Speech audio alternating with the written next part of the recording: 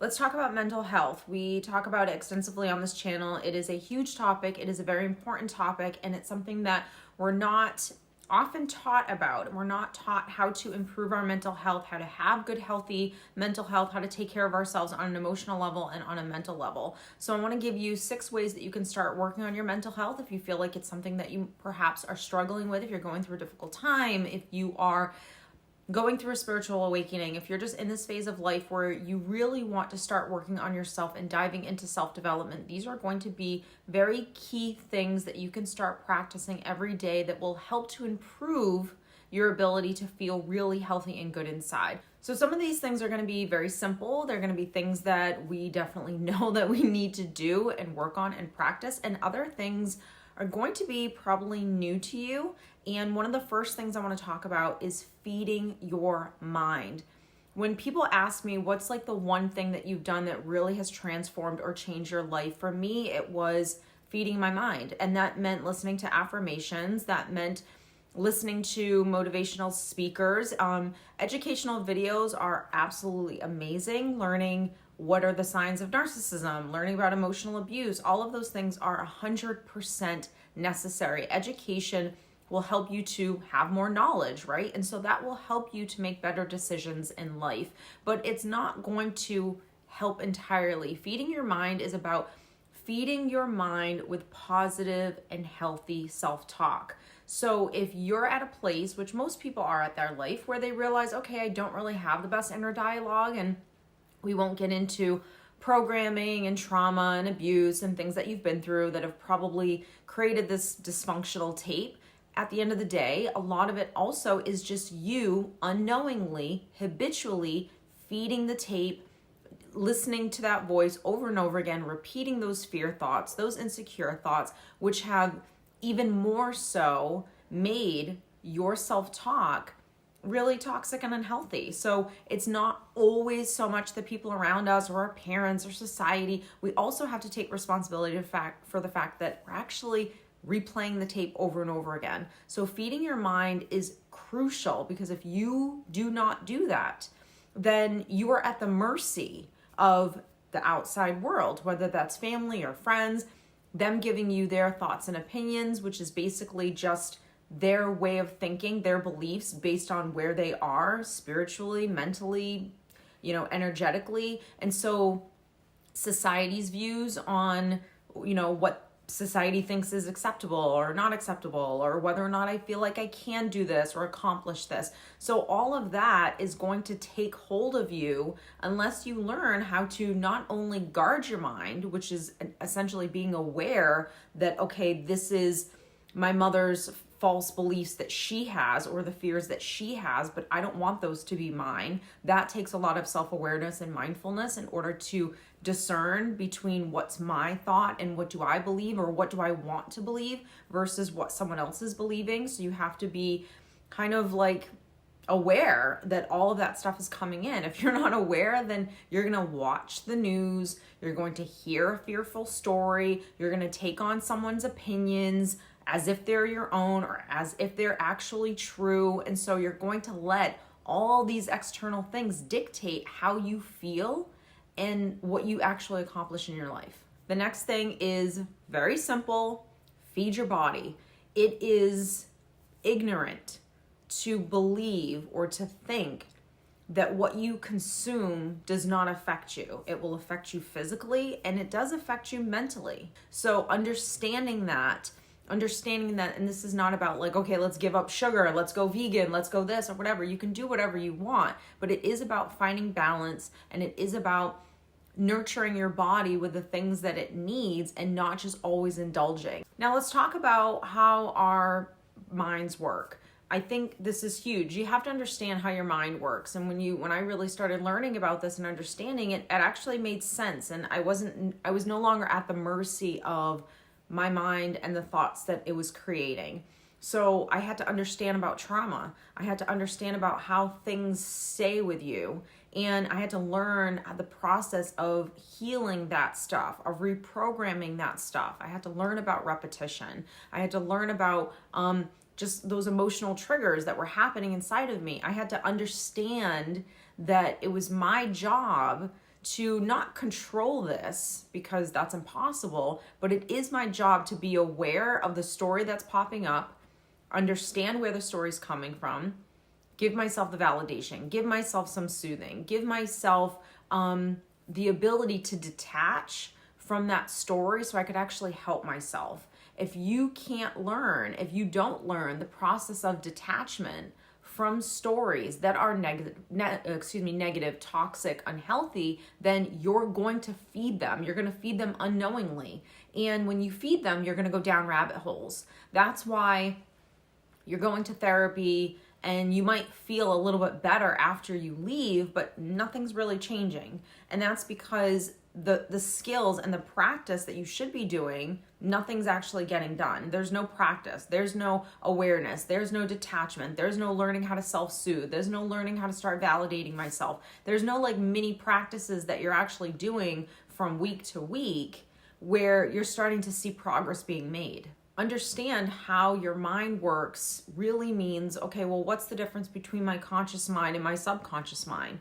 Understanding how everything is stored back here. Everything from childhood, my trauma, my past, it lives here. And when it starts to come up and it interrupts my life, whether that's emotional triggers or your emotional wounds coming up and how it affects you and how it influences who you are today, who you are today is just because of what's back here. So understanding that, understanding how to kind of like clean house and reprogram it. And it doesn't mean that it's going to go away forever and no bad things are ever going to come up. There are just some scars that you have that will stay with you forever. I have a scar on my leg that I had when I was 8 years old, that I got when I was 8 years old, and it's still there. It's remnants. It's not as predominant as it was when it first happened, but it's definitely still there. And I remember what happened that caused that scar. That's just a part of being human. We're filled with those types of scars, but making sure that they don't still bleed, that they aren't as predominant as they were day one, that they don't control our lives, that they don't dictate our future. That's mental health. That's healing. That's reprogramming. That's taking care of yourself. And the only way to do it is to do the little stuff every single day, that when that trauma comes up, that when that wound comes up, that you know how to handle it. The biggest thing when people say, well, how do I heal a trauma? Well, first off, I wish it was just as easy as flipping a switch, but it's not. But it is about being aware of where's that wound? Where's that insecurity? Where's that voice, that story that's being created that says like, you're not good enough, or I feel hopeless and this is never going to get better. You don't always have to understand where that story is coming from, but you do have to stop it in its tracks and start reprogramming it. Meaning, you can't, a thought will never go away unless you start replacing it with a new thought, i.e. affirmations, i.e. feeding your mind. So until you can recognize those toxic and negative thoughts and not just push them aside that we're suppressing them, but push them over here because I'm not going to feed it. I just want to see it. I don't want to feed it. I just want to acknowledge that it's there. And I also want to acknowledge that it's not real.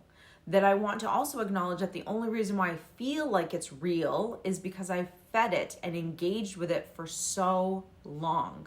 When I talk about repetition, when I talk about self-parenting, really what I'm trying to teach you guys is that it's not about believing these great and positive thoughts that you're now, telling yourself, but it is about doing repetition, doing it over and over, because eventually you will start to believe those thoughts. So if the thought is, I'm not enough, I'm never going to meet someone, let's just use that thought for example. If that's a thought that always comes up, now I'm going to start being super aware when that thought shows up. And when I see it, even though I still believe it, I'm going to put it on a shelf and I'm going to start replacing it with different thoughts.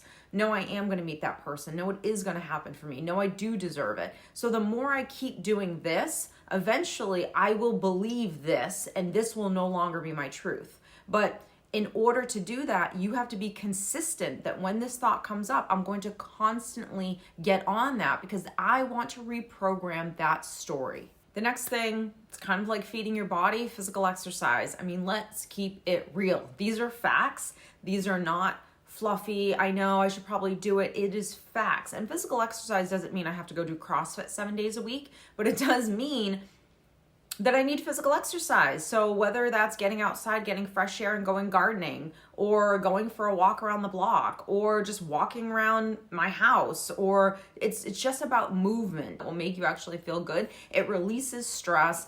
And because here's the thing, life's stressful.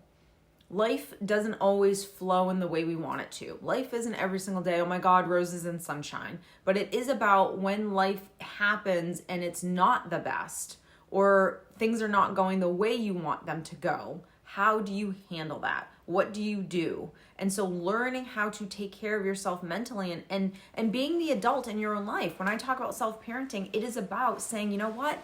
I need to learn how to be a grown-up. Self-parenting is about learning how to be a grown-up. So for the most part, you all are adults that are watching this, and yes, you go to work and you know that you need to take a shower and you know that you're hungry and that you need to eat, but there was a lot of other aspects of adulting that no one taught you. And it was the emotional and it was going to be the mental stuff. And this is it. This is the stuff that no one teaches you, that you are supposed to learn, that you have to start practicing so you can actually become the healthy adult versus always living through your childlike state. And most people live through their wounds, through their childlike state where they feel hopeless, they feel like nothing's gonna change, they feel like they're not capable, they need someone to behave in this way in order for them to feel better. So when you start becoming healthy, it means that your adult self is growing and really taking charge of you, right? Taking care of you, that inner child, which will always be there, isn't as predominant and isn't really running the show of your day-to-day life. It shows up from time to time where you feel worried and scared and insecure and nervous and all of those things, but it doesn't control you the way it does now. So the last thing is going to be meditation. Meditation is huge. I remember years ago someone saying to me, a friend of mine said, you need to start meditating. And I didn't understand what that meant. I was like, I don't want to at all. And I don't know what the point is. I don't know how to shut my mind off. And I didn't understand that meditation is not about shutting your mind off. It is a practice of self-awareness. So it is the awareness that for me, I look at it like when I'm meditating, I am essentially honing in on the skill and getting really, really good at noticing a thought and deciding that we're not going there right now. Right now I'm meditating. Right now I'm listening to this guided meditation. Right now I'm listening to these affirmations. So it really helps with your ADD or ADHD. I think it's ADD.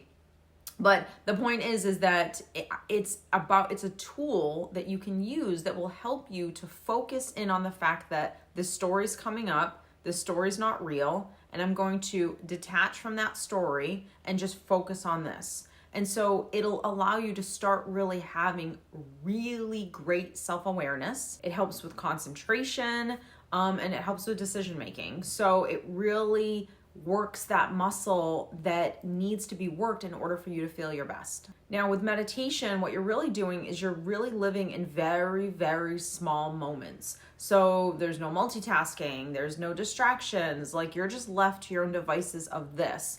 And so you're learning how to remain calm in situations. You're learning how to be in small moments where you can be mindful in those moments of what's going on, what's that inner conversation like right now. It teaches you how to slow down. When you slow down, you automatically just have more self-awareness. When you slow down, you have more control over yourself. When you slow down, you can actually see the stories versus just always feeding them. So I hope that this has helped you guys. Like I said, write down these steps, watch this video again, write them down, and work on one thing, just one thing. And once you get really good at that, work on the next. And then it becomes a daily practice to kind of take all of these things and kind of sprinkle them in throughout your day. You do that, game changer. You will feel amazing. You'll feel more confident, healthy, happy. And even when you don't feel happy, when you are going through some difficult times, you'll know how to handle them better. So I hope you have enjoyed this video. If you did, don't forget to give it a big thumbs up, and I will see you next week.